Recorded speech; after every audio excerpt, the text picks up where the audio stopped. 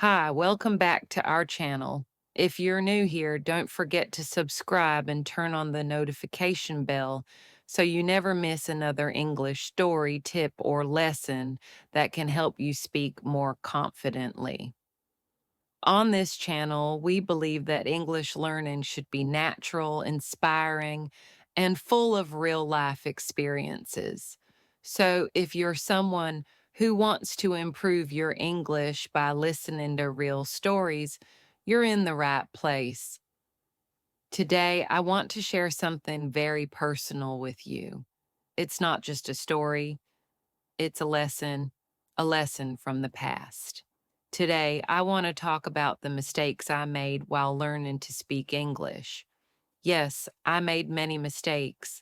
Some were small, some were big, but each one taught me something valuable.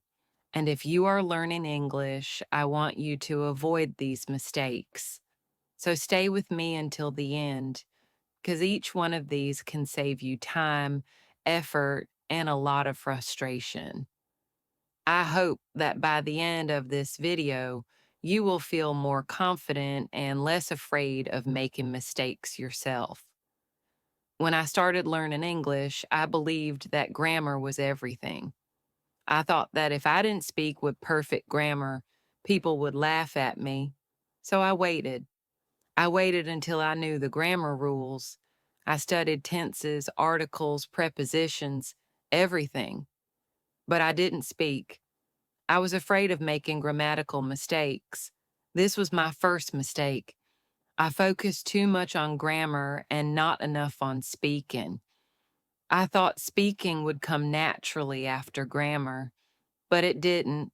I knew the rules, but my mouth wouldn't move. I couldn't form sentences quickly. What I learned later is that grammar is important, yes, but it should not stop you from speaking. Speaking is a skill. Like riding a bike, you don't wait until you know everything about balance and physics before you try to ride. You just start. That's how I changed. I started speaking small sentences, even with grammar mistakes, and slowly I got better. Eventually, I realized that fluency is about flow, not perfection. At first, my sentences were very simple. I would say things like, I am going to the market, or today is a good day. I wasn't sure about tenses or whether my grammar was 100% correct, but I told myself, it's okay. The important thing is to speak. I remember one of the first conversations I had with myself was in the kitchen. I looked at the vegetables and said, I am cutting tomatoes. Then I will cook. It was basic, it had grammar mistakes, but it was English, and it was mine. In the beginning, I used just the present tense because it felt easier. I said things like, I wake up at 6, I eat breakfast, I go to work. Every time I did something, I tried to speak about it in English. When I looked in the mirror, I said, I am brushing my teeth. When I walked to the shop, I said, I am walking to the shop. It became a daily habit. My mind started thinking in English more and more. Sometimes I recorded myself speaking.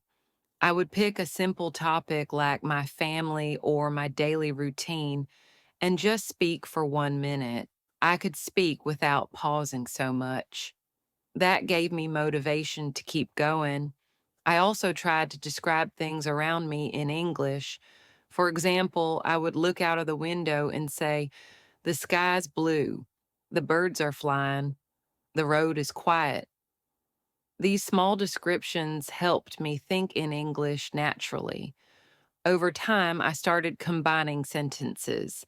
Instead of just saying, the road is quiet, I would say, the road is quiet because it is early morning. Slowly, my sentence building improved. One fun trick I used was storytelling. I would take a memory from my day, like going to the market, and describe it in English. Today, I went to the market. I bought some apples. The shopkeeper was friendly. He said, "Good morning," and I replied, "Good morning, how are you?" These mini stories helped me practice speaking without pressure. I didn't worry if anyone heard me, it was just for me. I also remember writing down new words I heard during the day and then creating sentences with them. If I learned the word confused, I would say, "I was confused in class today," or "He looked confused when I asked the question." Speaking these sentences aloud helped me remember the words better than just reading them. Eventually, I started talking to myself in the mirror before bed. I would look at my reflection and say, "Today I went to work. I met a friend. We had lunch together. I felt happy." It was like having a small English diary, but instead of writing it, I was speaking it. This habit made a big difference in my fluency. Even though my sentences were not perfect, I could see improvement.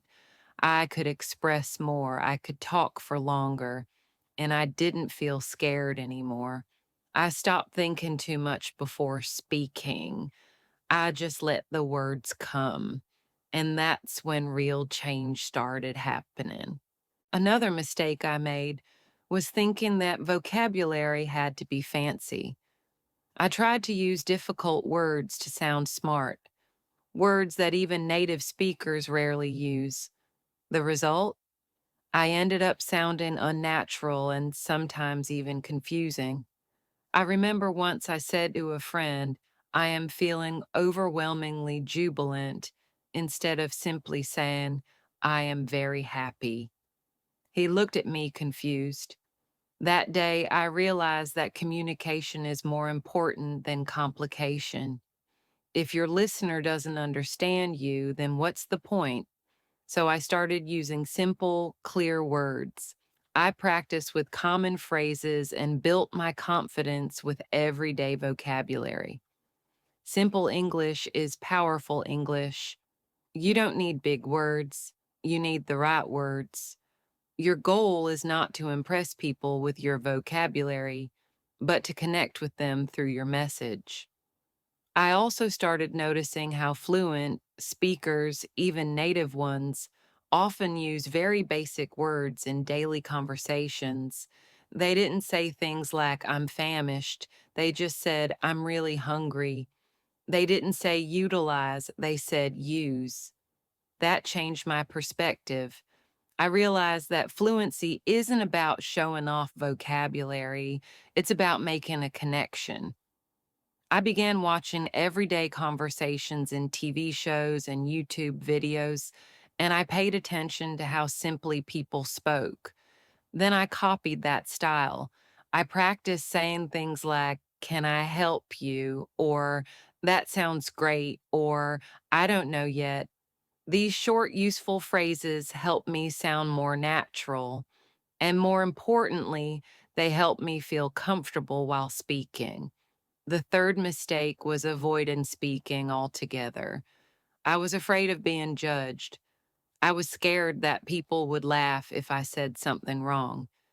So I stayed silent. I listened, I read, I wrote, but I didn't speak. This fear kept me stuck. One day in school, the teacher asked everyone to say one sentence in English, just one. I stayed silent. I was sweating. After class, my teacher came to me and said, "If you never try, you will never learn."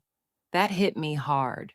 From that day, I promised myself I would speak at least one sentence every day, even if it was wrong, even if it was just to myself. I started with the mirror, then with my brother, then slowly with my classmates. And that fear started to melt. Speaking is like exercising a muscle. The more you use it, the stronger it becomes.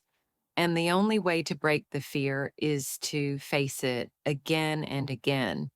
At first, my sentences were really simple. Things like, "I am going to school," "Today is a good day," or "I like mangoes." They didn't sound impressive, but they were my first steps. I kept a small notebook where I wrote one new sentence every day and spoke it out loud 3 times. Some days I recorded myself and listened back just to hear how I sounded. It felt strange, even silly, but it worked. As my confidence grew, I added more words, more variety. I started using sentences like, I don't understand this topic, can you explain? Or, I watched a great movie last night. Slowly, my fear was replaced by excitement. I realized that speaking, no matter how small, was progress. And progress is what builds fluency. I also made the mistake of comparing myself to others. I would hear someone speak fluently and think, I will never be like them. I felt small. I felt like giving up. But one day I saw a quote that said, don't compare your chapter 1 to someone else's chapter 10. That changed everything. I stopped comparing and started focusing on my own journey. I tracked my progress. I celebrated small wins, like speaking for 1 full minute without stopping, or understanding a full podcast episode. Your journey is your own. Celebrate it because every learner has their own pace, their own struggles, and their own breakthroughs. Another mistake was thinking that watching English movies without subtitles was enough. I thought, if I watch more English shows, I will speak better. But I was only listening passively. I wasn't engaging. I didn't pause to understand, repeat, or practice what I heard. It was like watching rain fall and expecting to get wet while sitting inside. It doesn't work that way. So I changed my method. I started watching with subtitles. I paused after each sentence. I repeated the dialogues. I even acted out scenes.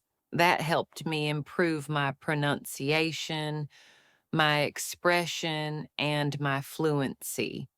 Watching movies became a tool, not just entertainment. It became part of my training. One show that really helped me was a simple sitcom with everyday conversations. I remember one episode where a character said, I'm running late, catch you later. I paused the video, repeated that line 5 times, and then used it the next day when leaving class. It felt amazing to use something I had just learned. I also kept a small notebook where I wrote down interesting phrases or expressions from the shows. Every weekend, I would go through that list and practice saying them out loud. This active approach made a huge difference. I wasn't just watching anymore, I was learning, practicing, and applying. That's how English started becoming a part of my daily life, not just something I studied. One of the biggest mistakes I made was waiting for the perfect time. I kept telling myself, I'll practice speaking when I'm ready, or I'll join a group when I know more words. But that perfect time never came. Days passed, then weeks, and I was still stuck in the same place. One day, I decided to stop waiting. I joined a local English club. I was nervous, but I introduced myself in broken English. And guess what? No one laughed. Everyone was supportive because they were learners too. That was the moment I realized there's no perfect time. The best time to start is now. The sooner you begin, the faster you grow. After that day, I stopped searching for the right moment and started creating my own opportunities. I began speaking up in small situations, like asking for directions in English or greeting strangers with a simple, How are you? These little moments added up. Each one gave me more courage. I didn't wait for full confidence anymore. I built it by taking small risks every day. And every time I stepped out of my comfort zone, I discovered something new. a new word, a new phrase, or just a new part of myself that was stronger than I thought. I also avoided practicing with real people. I practiced alone with books and videos. That helped, but only to a point. Real conversations are different. They are fast, unpredictable, and emotional. I remember the first time I tried to order food in English. I froze. I forgot how to say simple things. That's when I knew I needed real interaction. So I started speaking with shopkeepers, classmates, and even online friends. I made mistakes, yes, but I also improved. Speaking with real people makes your English real. Language is meant to be shared, and the more you share, the more confident you become. One thing that helped me a lot was joining a small English speaking group online.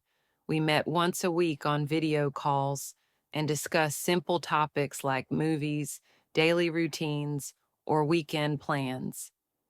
At first, I was nervous. My hands would shake before speaking. But over time, I realized that everyone was there to learn just like me. No one laughed at my mistakes. They actually encouraged me. Those sessions taught me how to listen, respond, and express myself more naturally.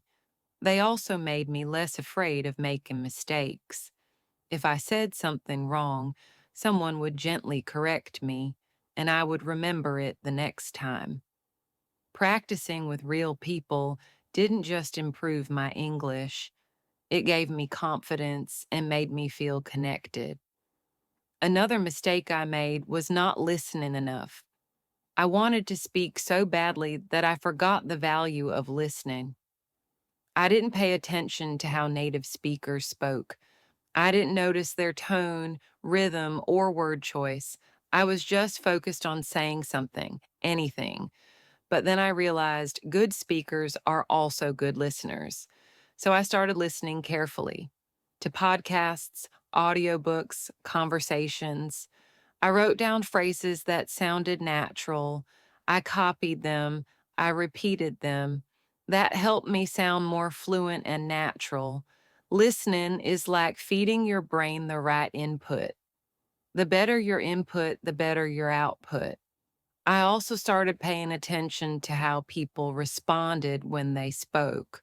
For example, how they asked questions, how they showed interest, how they changed their tone when they were excited or serious. I realized that speaking is not just about using the right words, it's also about sounding real, sounding human. So I began practicing with emotion. If the sentence was happy, I said it with a smile. If it was serious, I lowered my tone. This made my English sound more alive, not robotic. It also helped me connect better with listeners. English isn't just about words, it's about feeling, rhythm, and connection. One time, a student of mine, Priya, made a similar mistake. She used to memorize long answers but couldn't speak freely. I told her, "You are storing the answers, not learning the language." We changed her routine. I asked her to talk about her day in simple words, without any script. She struggled at first, but after a few weeks, she improved a lot. Now she speaks confidently without memorizing. That's another mistake to avoid. Don't memorize sentences without understanding them. Speak with understanding, not with memory. Language should feel alive, not like a list of lines you're trying to remember. I also didn't record myself speaking. This may sound small, but it's a powerful habit. When I finally started recording my voice, I heard things I never noticed while speaking. My pronunciation, my pauses, my tone, I could analyze them. At first, I hated hearing my own voice, but over time, it became a tool. I would listen, find one thing to improve, and then speak again. Little by little, my speaking became smoother. If you haven't tried this yet, do it. Record yourself. You will see your progress. It's like having a mirror for your voice. You can't improve what you can't hear. After a few weeks of recording myself, I started creating small speaking challenges. I would choose a topic, like my favorite food or what I did last weekend, and speak for 1 or 2 minutes without stopping. Then I'd listen to the recording and note what I did well and what needed improvement. Sometimes I noticed I used the same word too many times or that I paused too often. So I worked on variety and fluency. These mini challenges became a fun part of my routine. They built my confidence and helped me practice thinking in English, not just translating from my native language. One last mistake I made was not being consistent. I practiced 1 day, then skipped 3 days. I thought I'll make up for it later. But that later never came. Learning a language is like watering a plant. You can't pour a bucket of water once a week and expect it to grow. You need to water it a little every day. So I made a simple routine: 10 minutes of speaking in the morning, 10 minutes of listening in the afternoon, 10 minutes of reading at night. That routine changed everything. My English improved not because I practiced a lot in 1 day, but because I practiced a little every day. And the best part, it became a habit, something I looked forward to. At first, it was hard to stick to the routine. There were days when I felt tired or unmotivated, but I reminded myself why I started. I wanted to speak English fluently. I wanted to express myself without fear. So I made it easier. I didn't aim for perfection, just consistency. Even on busy days, I would listen to a short podcast while walking or speak a few sentences while cooking. I turned English into a part of my daily life, not just a subject to study. That's when real progress began. The small daily actions built a strong habit, and that habit built my confidence. So these were the mistakes I made: focusing too much on grammar, trying to sound fancy, avoiding speaking, comparing myself, passive listening, waiting for the perfect time, avoiding real conversations, not listening enough, memorizing instead of understanding, not recording myself, and not being consistent. If you are doing any of these, don't worry, you can change, you can improve. I did, my students did, and so can you. The first step to growth is awareness. And now that you're aware, you have the power to move forward.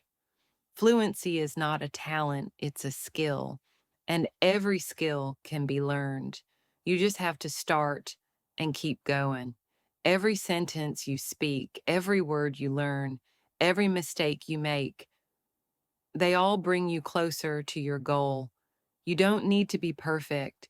You just need to be brave. Be brave enough to try. Be consistent enough to grow. So keep going, keep practicing, and most importantly, believe in yourself.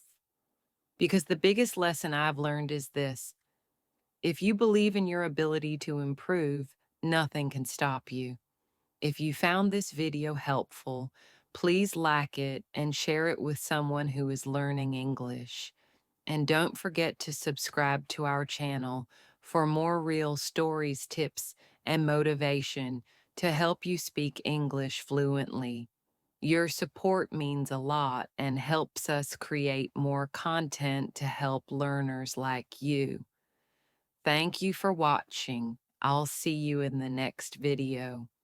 And remember, your fluency is waiting. Just take the next step.